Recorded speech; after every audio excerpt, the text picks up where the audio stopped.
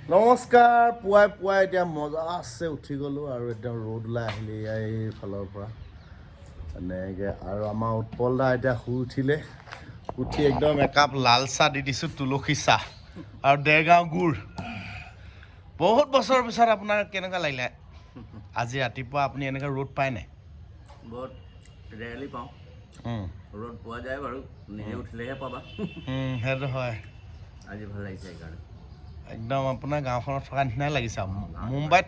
থাকি গুৱাহাটীত থাকিলে গাঁৱৰ নিচিনাই লাগে গাঁওখনত থকা নিচিনাই অসম যিহেতু হয় নহয় অসমৰ ফিল্ডটো পাই থাকে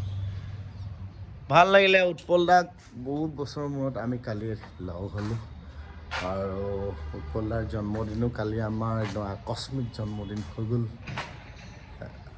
ভাল লাগিলে দাদা সদায় এনেকৈয়ে থাকক হাঁহি মুখে সদায় আমি যাতে শিকিব পাৰোঁ আৰু বহুত